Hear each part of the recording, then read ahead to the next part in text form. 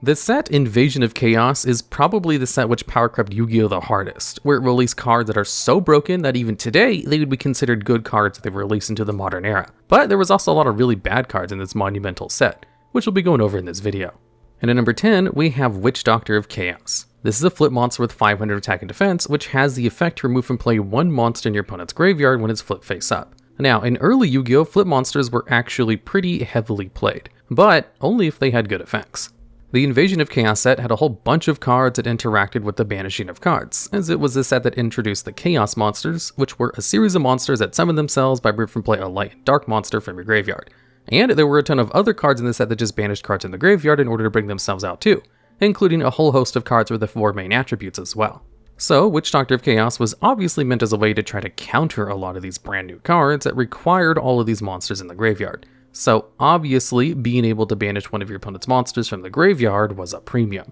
Except it wasn't that much of a premium, especially since it only targeted one monster, and required your normal summon as well as being flip face up. It was just too slow to actually accomplish what it was trying to do, which is why it never saw any competitive play, even if a lot of other cards which do banish monsters from the graveyard to bring themselves out did. Technically, it is a useful effect, and if you do get the effect off, it can put you ahead, which makes it better than every other card on this list. And at number 9, we have Gryphon'S Feather Duster. This is a spell card which has the ability to destroy all of your other spell and trap cards. Then you gain life points equal to 500 times the number of cards destroyed. So Gryphon'S Feather Duster is basically just a slower version of Emergency Provisions, which does a similar thing, except it allows you to choose which of your cards get sent to the graveyard instead of destroying all of them, and also gives you 1,000 life points per card. And Emergency Provisions actually saw a lot of competitive play and even received a restriction on the ban list. So I have to assume Gryphon'S Feather Duster was released as a lower powered version of this obviously really ridiculously powerful card. But there was a little bit of a catch, and the fact that Emergency Provisions wasn't actually very good, and it was mainly Mirage of Nightmare that gave it any relevancy. And specifically because Emergency Provisions was a quick play card that could be used during your opponent's turn, or before your standby phase. Because if you could combo them together, then you'd end up at least +2 in card advantage. Gryphon'S Feather Duster cannot be comboed with Mirage of Nightmare, so it didn't really have any niches. So Gryphon'S Feather Duster was never actually super useful. But the ability to destroy all of your own spells and traps is situationally useful in some decks, which is why it's only at number 9. Because technically, the ability to destroy your own spells and traps can give you advantage in certain decks. And at number 8, we have Anti-Aircraft Flower. This is a level 3 plant monster which has the ability to tribute an insect monster to inflict 800 points of damage to your opponent's life points. So basically, it's like a cannon soldier that only works on insect monsters. While it itself is not an insect, so it can't even tribute itself for a final 800 points of damage. At the very least, the effect is not once per turn. So if you have a way to get a whole bunch of insects on the field, this card can be a way to FTK your opponent in the same way you might use Cannon Soldier. So the effect does have potential to be pretty strong. The only problem is that there was never a deck that it could be used in this way. And that's pretty much it. The card was used in one of the NPC decks in Duel Links, so I'm sure a lot of people who farmed a lot of open world duels have probably seen this card more often than not, and might have even lost to it a few times just randomly burning you for a game, because it was added to Duel Links before they cut all the life point effect damage in half. And at number 7, we have Coach Goblin. This is a level 4 monster with 1200 attack, which has the effect that during the end phase in which it's face up on the field, you can return a normal monster from your hand to the bottom of your deck in order to draw one card. Now, technically, the ability to mulligan one of your normal monsters in your hand is a good effect, because one of the problems with decks that have a whole bunch of normal monsters in them is that most of them treat those normal monsters as garnets that want to stay in your deck, including the infamous Gem Knight Garnet. So, if you have a way to easily return those back to your deck in order to get draws, that would be an excellent card for a lot of different decks. The problem with cards in Yu-Gi-Oh! That allow mulligans is most of them are really bad, or require you to go minus in card advantage in order to use them. And Coach Goblin definitely falls into the very bad category. If the effect allowed you to use it during your main phase, it would still be a bad card, but it would at least be a lot more useful. If the card was not once per turn, it might actually be decent without any other changes. Even without technically gaining any advantage, being able to send all of your monsters back into your deck to draw hand traps would be pretty good. Or to just draw cards for other kinds of combos in the same way normal monsters are used with the Heart of the Underdog FTK decks. But only during the end phase and only once per turn kinda make the card just really incredibly slow and bad. That I'm sure most people don't even know this card exists because it sure has never seen any kind of competitive play. It's just another one of the bad mulligan cards that exists in the game. And at number 6, we have Dimension Distortion. This is a spell card which has the effect where if you have no cards in your graveyard, you can special summon one of your banished monsters. Now, seeing as this was released in the same set with a whole bunch of monsters that banish monsters from the graveyard to summon themselves, as well as a whole bunch of other cards that interact with banishing cards, it seems as if Dimension Distortion would actually be pretty good. With all the banishing that's happening in the graveyard, it seems like it would be really easy to have no cards in the graveyard, and at least one monster banished in order to use this effect. However, that situation rarely ever shows up. And the reason for that is because this card requires you to have no cards in your graveyard at all. If it only had the condition to have no monsters in your graveyard, then the card would actually be pretty decent. But almost every Yu-Gi-Oh deck uses some form of spells. Especially early Yu-Gi-Oh when this card is released, where a whole bunch of cards like Graceful Charity and Pot of Greed were still legal. So a situation in which you had a monster banished was not a situation in which you had no spell cards in your graveyard as well, because a monster getting banished is a game state in which you have to kind of combo a little bit in order to get there, because despite how simple it might sound, getting a single monster banished is kind of difficult without also having a graveyard, especially in early Yu-Gi-Oh that actually requires more setup. And because it requires setup, chances are you're just going to have other spells and traps in the graveyard already, which makes a card that seems like it might be useful actually quite useless.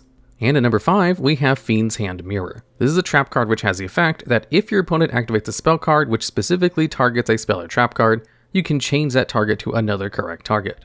So basically, if your opponent uses Mystical Space Typhoon, you can use it to destroy one of your opponent's spells and traps instead of one of your own, because there were not a lot of spell cards that specifically targeted spell or trap cards in the early days of the game. And even then, if your opponent didn't have any other spell cards to actually redirect Mystical Space Typhoon to, then this card was kind of useless.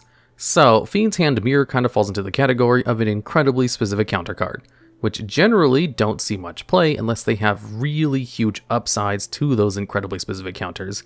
And Fiends' Hand Mirror also has another sin of having one of the worst kinds of effects in the game, that being a redirect effect. On surface level, redirect effects seem like they're pretty good, because you're basically turning your opponent's cards against them. But they're largely not as good as just having a straight up negate, because it requires your opponent to do a very specific action while having a very specific game state as well in order to gain any kind of advantage from it. So if they don't have anything for you to redirect that card to, then the card actually just can't be used in a lot of cases. Whereas, if at least it was a negate, you'd still be able to stop it. And at number 4, we have Chaos Greed. This spell card has the effect where if you have 4 or more cards currently banished and have no cards in your graveyard, you get to draw 2 cards. So, just like with Dimension Distortion, this card requires you to have nothing in your graveyard in order to activate it. However, it has an even stricter cost of having at least 4 cards banished. And like I said before, banishing 1 card is kind of difficult already, and keeping a clear graveyard in the process of doing that is even harder. So getting 4 cards banished without a graveyard is an astronomical task. It's so hard, you would literally have to build your deck around trying to resolve this card. This is how badly designed these no graveyard cards are, where the only one that's worth its effect in the set would probably be DD Borderline, and even that card only requires no spell cards in your graveyard instead of nothing in your grave. Even if technically drawing 2 cards is an incredibly good effect, the condition for this is just too tough, that it definitely never saw any competitive play. Which is really funny because the conditions don't seem like it should be that hard. It doesn't require any specific cards for the condition, just any 4 banished cards of any type, and just no graveyard. But there's a reason they stopped printing cards that don't require a graveyard after this set, because the few cards they did print that required no graveyard to be used in this way just never saw any play, because the requirement alone was already too difficult to accomplish.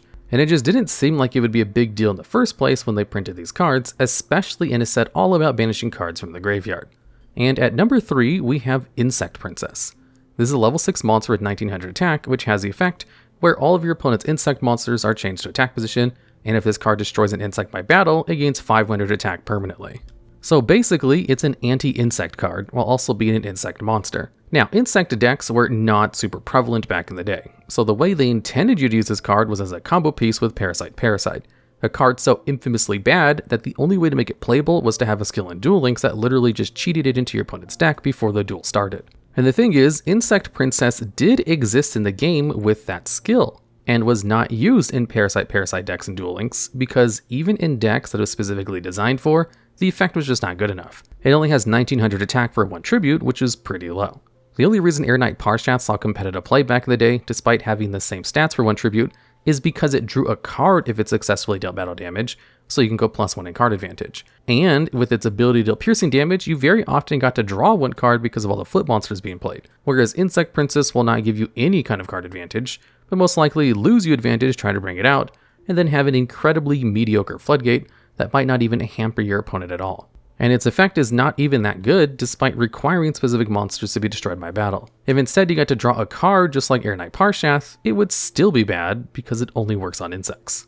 And at number 2, we have Destruction Ring. This is a normal trap card which has the effect to destroy one face-up monster you control to inflict 1000 damage to both players' life points. Now, this card is obviously a weaker version of Ring of Destruction, which in the original version allowed you to destroy any monster on the field for no cost, and then inflict damage to both players equal to the attack of that monster. And very often, Ring of Destruction would be used to destroy your own monster in order to just burn your opponent for game. So that was the idea behind Destruction Ring. Since people were using Ring of Destruction to destroy their own monsters so often anyway, and to just burn for game, Destruction Ring seems like it's just a slightly weaker version of that. The only problem is that the reason Ring of Destruction was so good was specifically because it had that as an option, and not that being the whole point of the card. The versatility of being able to burn your opponent by destroying your own cards was just an added bonus, on top of the main reason of using the card to destroy your opponent's cards. And the burn was significant enough that it could also be used to cause tie games or even just kill your opponent. Something Destruction Ring can't really do with only a measly 1000 life point burn. If Destruction Ring burned for at least 2000 points of damage, then we might be talking. But at only 1000, this card is just kind of useless, because you essentially go -2 in card advantage to do 1000 damage to yourself and your opponent. And at number 1, we have Thunder Crash. If you thought destroying one of your cards to deal 1000 damage to your opponent was bad, how about destroying 3 of your cards for only 900 points of damage to your opponent? As what Thunder Crash does is it destroys all of your monsters, then deals 300 damage to your opponent for each of your monsters destroyed. So it's basically a fully negative card.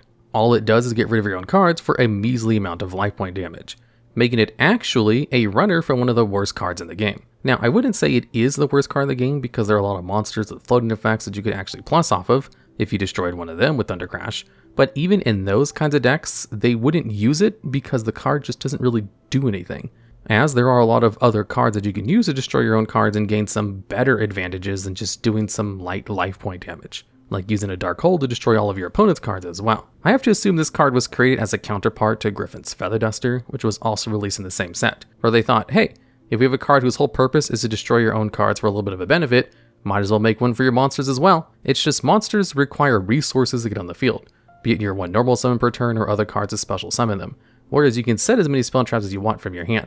So if you were to destroy a whole bunch of your own monsters, you're generally just losing more resources than if you pop all your own spell traps, even if monsters can float more regularly than spells and traps do. Which is why Thunder Crash is at number 1, because it's a self-board wipe for cards that require resources to get on the field. Alright, and that's the video. As always, if you have any ideas for future videos just like this one, please let us know down in the comments below.